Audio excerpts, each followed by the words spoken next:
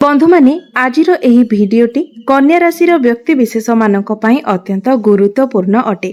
आजिर एही भिडियो रे कन्या राशि व्यक्ति विशेष मानक पई जुलाई 2024 टी किपरि कटिबो से विषय रे आमे आलोचना करिबा। कन्या राशि मासिक राशिफल विषय रे आलोचना करिबा। कन्या राशि व्यक्ति विशेष मानक पई एही जुलाई मासटी किपरि रहिबो। कन्या राशि व्यक्ति विशेष मानकर स्वास्थ्य, शिक्षा, प्रेम, वैवाहिक जीवन, भाग्य, क्यारियर एवं व्यापार वाणिज्य किपरि रहिबो से विषय विस्तार रूप से आलोचना करिबा। नवग्रहंकर स्थिति मध्य देखिबा।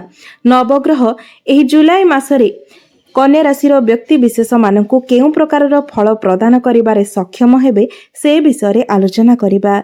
शेषरे अशुभत्व प्रदान करुथिबा ग्रह मानकर प्रतिकार विषय मध्य आलोचना करिबा।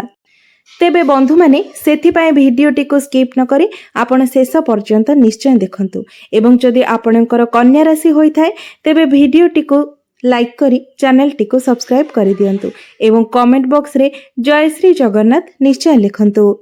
तेबे बंधु माने आसंतु आरंभ करिबा एही कार्यक्रमटी को जहाकी चंद्र राशि एवं जन्म राशि उपरे आधारित अटे।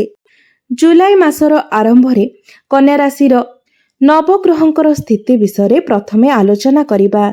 बंधु माने राशि चक्रर षष्ठ राशि हेउछि कन्या राशि एवं आपणकर राशिर स्वामी हेउछंती बुध ग्रह एवं बुध आपणकर एकादश भावरे विराजमान अछंती।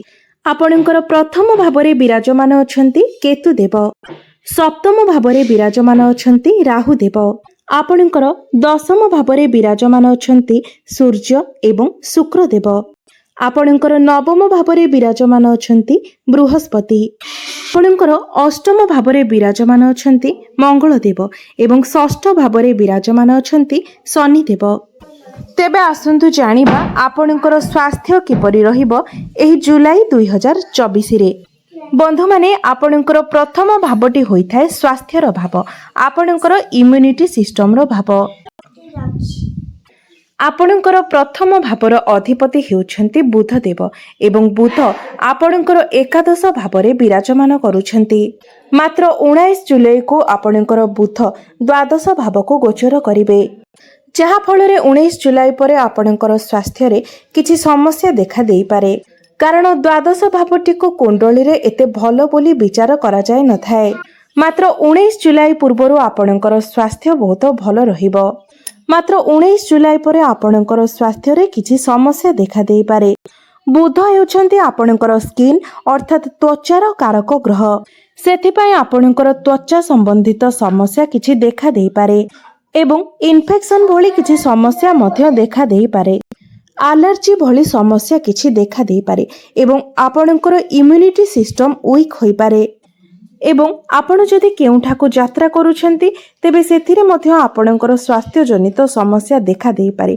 तेणु आपण निज स्वास्थ्य प्रति जते अधिक यत्नवान हेबे ताहा आपणक पई भलो रहिबो। एहा सहित आपण निजर खाद्यपेय उपरे मध्य नियंत्रण रक्षा करिबा उचित। तेबे एसबु समस्या आपणकर 19 जुलाई पर ही देखा देबो। मात्र 19 जुलाई पूर्वरु आपणकर स्वास्थ्य जनित कोनोसी भी समस्या नाही। एबे जानिबा आपणकर शिक्षा क्षेत्र किपरि रहिबो एही जुलाई 2024 रे। बंधु माने आपणकर पंचम भावटी होइथाय आपणकर शिक्षार भाव एवं आपणकर पंचम भावर अधिपति हेउछंती शनिदेव, जे कि आपणकर षष्ठ भावरे विराजमान अछंती। शनि एठारे निज गृह रे ही विराजमान अछंती एवं निज गृह रे अवस्थान करी शनि विपरीत राजयोगर निर्माण करूछंती, जहा फଳରେ एही मासरे आपणकर पाठ पढ़ार स्थिति बहुत भल रहुछि। शनि आपणकर द्वादश भाव को दृष्टि देउछंती। तो जेउ माने बाहर को जाई पाठ पढ़िबा पई जाउछंती किंबा विदेश यात्रा करिबा पई चाहुछंती तो सेही मानको पई समय बहुत शुभ रहिछि। आपण बाहर को जाई निजर पाठ पढ़ार अध्ययन कार्य करि पारिबे। एहा व्यतीत गुरुंकर दृष्टि मध्य आपणकर पंचम भाव उपरे रहुछि। एहा सहित बुध मध्य आपणकर पंचम भाव को देखुछंती।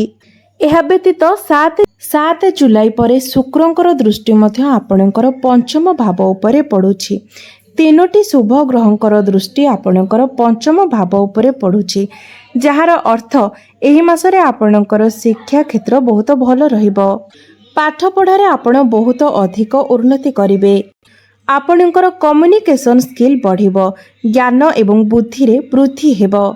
ଜ୍ଞାନ ଏବଂ ବୁଦ୍ଧି ବଳରେ ଆପଣ ଏହି ମାସରେ ପାଠପଢ଼ାରେ ବହୁତ ଅଧିକ ଉନ୍ନତି କରିବେ ଏବଂ ଏହି ମାସରେ ଯଦି ଆପଣଙ୍କର କିଛି ଏକ୍ଜାମ୍ ରହିଛି ତ ସେଥିରେ ମଧ୍ୟ ଆପଣଙ୍କୁ ନିଶ୍ଚିତ ରୂପରେ ସଫଳତା ପ୍ରାପ୍ତ ହେବ। ଏବେ ଜାଣିବା ଆପଣଙ୍କର ପ୍ରେମ ଜୀବନ କିପରି ରହିବ ଏହି ଜୁଲାଇ 2024 ମସିହାରେ। ବନ୍ଧୁମାନେ, ଆପଣଙ୍କର ପଞ୍ଚମ ଭାବଟି ଆପଣଙ୍କର ଶିକ୍ଷାର ଭାବ ହେବା ସହିତ ଆପଣଙ୍କର ପ୍ରେମର ଭାବ ମଧ୍ୟ ହୋଇଥାଏ ଏବଂ ଆପଣଙ୍କର ପଞ୍ଚମ ଭାବର ଅଧିପତି ଶନିଦେବ ଆପଣଙ୍କର ଷଷ୍ଠ ଭାବରେ ବିରାଜମାନ କରୁଛନ୍ତି ଏବଂ ବୁଧ, ଯିଏକି ଆପଣଙ୍କର ରାଶିର ଅଧିପତି, ବୁଧ ଆପଣଙ୍କର ପଞ୍ଚମ ଭାବକୁ ଦେଖୁଛନ୍ତି, ଯାହାଫଳରେ ଏହି ମାସରେ ଆପଣଙ୍କର ଭଲ ପାଇବାର ସ୍ଥିତି ବହୁତ ଭଲ ରହିବ। ଆପଣଙ୍କର ପ୍ରେମ ଜୀବନରେ ଭଲ ପାଇବାର ବୃଦ୍ଧି ହେବ। ଆପଣଙ୍କ ମଧ୍ୟରେ ସମ୍ପର୍କ ସୁମଧୁର ହେବ। ଏହି ମାସରେ ଆପଣ ରୋମାଣ୍ଟିକ୍ ନେଚର ଦେଖାଦେଇ ପାରନ୍ତି। ମାତ୍ର ଶନିଦେବ ଯେହେତୁ ଆପଣଙ୍କର ଷଷ୍ଠ ଭାବରେ ବିରାଜିତ ଅଛନ୍ତି, ବୁଧ ଏବଂ ଶନିଙ୍କର ଷଡ଼ାଷ୍ଟକ ଯୋଗ ବନୁଅଛି। ଏହାର ଅର୍ଥ ହେଉଛି ଆପଣଙ୍କ ମଧ୍ୟରେ ଭଲ ପାଇବା ତ ବଢ଼ିବ, ପ୍ରେମ ଜୀବନ ଭଲ ଚାଲିବ। ମାତ୍ର ମଝିରେ ମଝିରେ ଆପଣଙ୍କ ମଧ୍ୟରେ ଆର୍ଗୁମେଣ୍ଟ ଏବଂ ମନମନାନ୍ତର ମଧ୍ୟ ଦେଖାଦେଇପାରେ, ତ ସେଥିପ୍ରତି ଆପଣ ଟିକିଏ ଧ୍ୟାନ ଦେବେ। ଏହା ବ୍ୟତୀତ ଯେଉଁମାନଙ୍କର ବ୍ରେକଅପ୍ ହୋଇଯାଇଥିଲା, କଥାବାର୍ତ୍ତା ବନ୍ଦ ହୋଇଯାଇଥିଲା, ସେମାନଙ୍କ ମଧ୍ୟରେ ପ୍ୟାଚଅପ୍ ହୋଇଯିବାର ମଧ୍ୟ ସମ୍ଭାବନା ରହୁଛି। ତ ଆମେ ଯଦି ଦେଖିବାକୁ ଯିବା ତ ଏହି ମାସରେ ଆପଣଙ୍କର ପ୍ରେମ ଜୀବନ ବହୁତ ଭଲ ରହୁଛି। ଏହା ବ୍ୟତୀତ ଶୁକ୍ର ଆପଣଙ୍କର ପଞ୍ଚମ ଭାବକୁ ଦେଖିବେ ଏବଂ ଗୁରୁ ମଧ୍ୟ ଆପଣଙ୍କର ପଞ୍ଚମ ଭାବକୁ ଦେଖୁଛନ୍ତି, ଯାହାଫଳରେ ଆପଣଙ୍କର ଭଲ ପାଇବା ବିବାହର ରୂପ ମଧ୍ୟ ନେଇପାରେ। ଏବେ ଆସନ୍ତୁ ଜାଣିବା ଆପଣଙ୍କର ବୈବାହିକ ଜୀବନ କିପରି ରହିବ ଏହି ଜୁଲାଇ 2024ରେ। ବନ୍ଧୁମାନେ, ଆପଣଙ୍କର ସପ୍ତମ ଭାବଟି ହୋଇଥାଏ ଆପଣଙ୍କର ବୈବାହିକ ଜୀବନର ଭାବ, ଆପଣଙ୍କର ଲାଇଫ୍ ପାର୍ଟନରଙ୍କର ଭାବ। ବନ୍ଧୁମାନେ, ଆପଣଙ୍କର ସପ୍ତମ ଭାବର ଅଧିପତି ହେଉଛନ୍ତି ଦେବଗୁରୁ ବୃହସ୍ପତି, ଯିଏକି ଆପଣଙ୍କର ନବମ ଭାବରେ ବିରାଜମାନ ଅଛନ୍ତି। ତ ବନ୍ଧୁମାନେ, ପୂର୍ବରୁ ଆପଣଙ୍କର ବୈବାହିକ ଜୀବନରେ କିଛି ସମସ୍ୟା ଲାଗି ରହିଥିଲା। ଏହି ମାସରେ ମଧ୍ୟ ଆପଣଙ୍କର ବୈବାହିକ ଜୀବନରେ କିଛି ସମସ୍ୟା ଦେଖାଦେଉଛି, କାରଣ ରାହୁ ଆପଣଙ୍କର ସପ୍ତମ ଭାବରେ ବିରାଜିତ ଅଛନ୍ତି ଏବଂ ସମ୍ପୂର୍ଣ୍ଣ ଗୋଟିଏ ବର୍ଷ ପର୍ଯ୍ୟନ୍ତ ରାହୁ ଏହି ସ୍ଥାନରେ ବିରାଜିତ ରହିବେ। ରାହୁ ହେଉଛନ୍ତି ଭ୍ରମିତ ଗ୍ରହ, ମୁଣ୍ଡବିହୀନ ଗ୍ରହ ଏବଂ ସେ ଆପଣଙ୍କର ବୈବାହିକ ଜୀବନରେ ସମସ୍ୟା ଆଣିଥାନ୍ତି। ଅଯଥା କଥାକୁ ନେଇ ଆପଣଙ୍କ ମଧ୍ୟରେ କଳି ଝଗଡ଼ା ବଢ଼ିଥାଏ, ମନମନାନ୍ତର ହୋଇଥାଏ। ମାତ୍ର ଗୁରୁ ଯେହେତୁ ଆପଣଙ୍କର ଭାଗ୍ୟ ସ୍ଥାନରେ ଅଛନ୍ତି, ସେଥିପାଇଁ ଆପଣଙ୍କର ଲାଇଫ୍ ପାର୍ଟନରଙ୍କର ଭାଗ୍ୟରେ ଉନ୍ନତି ଦେଖାଦେବ। ଆପଣଙ୍କର ଲାଇଫ୍ ପାର୍ଟନରଙ୍କର କ୍ୟାରିୟରରେ ଉନ୍ନତି ଆସିବ। ମାତ୍ର ଏହା ସତ୍ତ୍ୱେ ବି ଆପଣଙ୍କର ବୈବାହିକ ଜୀବନରେ କିଛି ସମସ୍ୟା ରହିବ। ତ ଏହିସବୁ କଥା ପ୍ରତି ଆପଣ ଟିକିଏ ଧ୍ୟାନ ଦେବେ। ଏବେ ଜାଣିବା ସବୁଠାରୁ ଗୁରୁତ୍ୱପୂର୍ଣ୍ଣ ବିଷୟ ଆପଣଙ୍କର ଭାଗ୍ୟ, କ୍ୟାରିୟର ଏବଂ ବ୍ୟାପାର ବାଣିଜ୍ୟ କିପରି ରହିବ। ତ ବନ୍ଧୁମାନେ, ଆସନ୍ତୁ ଜାଣିବା ଆପଣଙ୍କର ଭାଗ୍ୟ କିପରି ରହିବ ଏହି ଜୁଲାଇ 2024ରେ। ବନ୍ଧୁମାନେ, ଆପଣଙ୍କର ନବମ ଭାବଟି ହୋଇଥାଏ ଆପଣଙ୍କର ଭାଗ୍ୟର ଭାବ। ତ ବନ୍ଧୁମାନେ, ଆପଣଙ୍କର ନବମ ଭାବର ଅଧିପତି ହେଉଛନ୍ତି ଶୁକ୍ର, ଯିଏକି ଆପଣଙ୍କର ଦଶମ ଭାବରେ ବିରାଜିତ ଅଛନ୍ତି ଏବଂ ଆପଣଙ୍କର ନବମ ଭାବରେ ଦେବଗୁରୁ ବୃହସ୍ପତି ବିରାଜମାନ ଅଛନ୍ତି, ଯାହାଫଳରେ ଏହି ମାସରେ ଆପଣଙ୍କର ଭାଗ୍ୟ ବହୁତ ଭଲ ରହିଛି। କାରଣ ଗୁରୁ ଆପଣଙ୍କର ଭାଗ୍ୟ ସ୍ଥାନରେ ବିରାଜିତ ଅଛନ୍ତି ଏବଂ ଆପଣଙ୍କର ଭାଗ୍ୟକୁ ମଜବୁତ ବନାଉଛନ୍ତି। ଗୁରୁଙ୍କର ସ୍ଥିତି ଏଠାରେ ବହୁତ ଭଲ ମାନାଯାଉଛି ଏବଂ 7 ଜୁଲାଇକୁ ଶୁକ୍ର ଆପଣଙ୍କର ଲାଭ ସ୍ଥାନକୁ ଗୋଚର କରିବେ। ତ ଭାଗ୍ୟ ବଳରେ ଆପଣଙ୍କୁ ଅନେକ ଲାଭ ପ୍ରାପ୍ତ ହେବ। ଅଳ୍ପ ପରିଶ୍ରମରେ ମଧ୍ୟ ଆପଣଙ୍କୁ ଅଧିକ ଲାଭ ପ୍ରାପ୍ତି ହେବ। ଆପଣ ଯଦି କୌଣସି ବଡ଼ କାର୍ଯ୍ୟର ଆରମ୍ଭ କରିବା ପାଇଁ ଚାହୁଁଛନ୍ତି ତ ଆପଣ ଏହି ମାସରେ ତାହା ଆରମ୍ଭ କରନ୍ତୁ। ଭାଗ୍ୟ ଆପଣଙ୍କୁ ନିଶ୍ଚିତ ରୂପରେ ସେହି କାର୍ଯ୍ୟରେ ସାଥ ଦେବ। କିମ୍ବା ଯଦି ଆପଣ କୌଣସି ବଡ଼ ଇନଭେଷ୍ଟମେଣ୍ଟ କରିବା ପାଇଁ ଚାହୁଁଛନ୍ତି ତ ସେଥିରେ ମଧ୍ୟ ଆପଣଙ୍କ ପାଇଁ ସମୟ ଶୁଭ ରହିବ। ଭାଗ୍ୟ ବଳରେ ଆପଣ ନିଶ୍ଚିତ ରୂପରେ ସେହି କାର୍ଯ୍ୟରେ ସଫଳତା ଲାଭ କରିବେ। ଆପଣଙ୍କ ଗୃହରେ କୌଣସି ଶୁଭ ମାଙ୍ଗଳିକ କାର୍ଯ୍ୟ ହୋଇପାରେ ଏବଂ ଆପଣ କୌଣସି ଧାର୍ମିକ ସ୍ଥାନକୁ ଯାତ୍ରା କରିପାରନ୍ତି। ଧର୍ମ ଆଡ଼କୁ ଆପଣ ଅଗ୍ରସର ହେବେ। ଆପଣଙ୍କର ମନ ଆଧ୍ୟାତ୍ମିକ ଆଡ଼କୁ ଗତି କରିବ, କାରଣ ବୃହସ୍ପତି ଆପଣଙ୍କର ଭାଗ୍ୟ ଭାବରେ ବିରାଜମାନ ଅଛନ୍ତି। ଆପଣଙ୍କୁ ପରିବାରରେ ଖୁସି ଖବର ପ୍ରାପ୍ତି ହେବ। ଏହି ସମୟରେ ଆପଣ ଫ୍ୟାମିଲି ପ୍ଲାନିଂ ମଧ୍ୟ କରିପାରନ୍ତି। ସନ୍ତାନ ସୁଖ ମଧ୍ୟ ଆପଣଙ୍କୁ ପ୍ରାପ୍ତି ହୋଇପାରେ। ତେବେ ଏହି ମାସରେ ଆପଣଙ୍କର ଭାଗ୍ୟ ବହୁତ ଭଲ ରହିଛି। ଏବେ ଆସନ୍ତୁ ଜାଣିବା ଆପଣଙ୍କର କ୍ୟାରିୟର କିପରି ରହିବ ଏହି ଜୁଲାଇ 2024ରେ।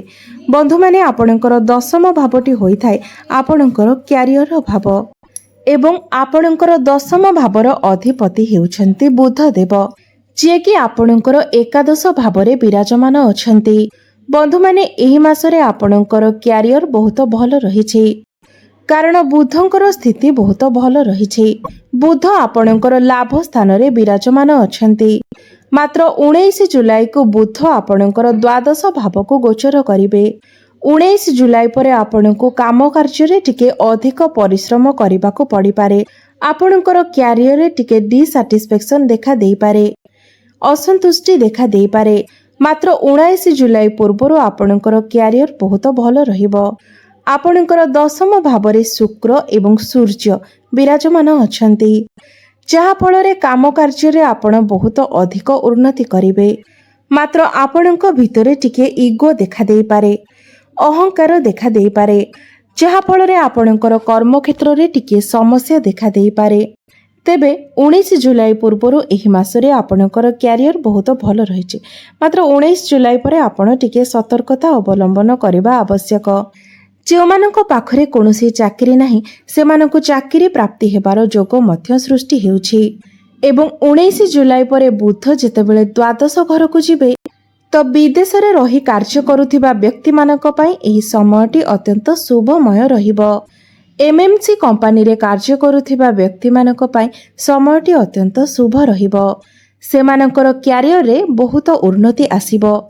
ଆପଣ ଆପଣଙ୍କର କ୍ୟାରିୟରକୁ ନେଇ ବିଦେଶ ଯାତ୍ରା କରିପାରନ୍ତି, ଲଙ୍ଗ ଟ୍ରାଭେଲ ମଧ୍ୟ କରିପାରନ୍ତି। ବ୍ୟାପାରର କଥା ହେବା ଯଦି, ତ ଏହି ମାସରେ ଆପଣଙ୍କର ବ୍ୟାପାର ବାଣିଜ୍ୟର ସ୍ଥିତି ଭଲ ରହିବ। ଆପଣଙ୍କୁ ମିଶ୍ରିତ ଫଳ ପ୍ରାପ୍ତି ହେବ। ମାତ୍ର ଏହି ସମୟରେ ଆପଣ ନିଜର କଥାବାର୍ତ୍ତା ପ୍ରତି ଧ୍ୟାନ ରଖିବେ, କାରଣ ଆପଣଙ୍କର କଥାବାର୍ତ୍ତାର ଶୈଳୀ ପାଇଁ ଆପଣଙ୍କର ବାଣିଜ୍ୟରେ ଆପଣଙ୍କୁ କ୍ଷତିର ସାମ୍ନା କରିବାକୁ ପଡ଼ିପାରେ। କାରଣ ମଙ୍ଗଳ ଆପଣଙ୍କର ଦ୍ୱିତୀୟ ଭାବକୁ ଦୃଷ୍ଟି ଦେଉଛନ୍ତି। ବ୍ୟାପାରରେ ଆପଣଙ୍କର ଉନ୍ନତି ହେବ। ଆପଣଙ୍କର ଡେଲି ଇନକମ୍ ବୃଦ୍ଧି ପାଇବ। ଆପଣ ଚାଲାକି ସହିତ ବ୍ୟାପାର ବାଣିଜ୍ୟରେ ସମସ୍ତ କାର୍ଯ୍ୟକୁ କରିପାରିବେ। ମାତ୍ର 19 ଜୁଲାଇ ପରେ ଆପଣଙ୍କର ବ୍ୟାପାରରେ କିଛି କ୍ଷତି ହୋଇପାରେ। ତେବେ ଆସନ୍ତୁ ଜାଣିନେବା କିଛି ଉପାୟ ବିଷୟରେ, କିଛି ପ୍ରତିକାର ବିଷୟରେ, ଯେଉଁଗୁଡ଼ିକ କରିବା ଦ୍ୱାରା ଆପଣଙ୍କ ଉପରକୁ ଆସୁଥିବା ଅଶୁଭତ୍ୱ ଗୁଡ଼ିକ ଖଣ୍ଡନ ହୋଇପାରିବ। ତେବେ ବନ୍ଧୁମାନେ, ଆପଣ ପ୍ରତ୍ୟେକ ଦିନ ସକାଳେ ବୁଧଙ୍କର ବୀଜ ମନ୍ତ୍ରର ଜପ ନିଶ୍ଚୟ ଭାବରେ କରନ୍ତୁ। ଓମ୍ ବ୍ରାଂ ବ୍ରିଂ ବ୍ରୋଂ ସହ ବୁଦ୍ଧାୟ ନମଃ।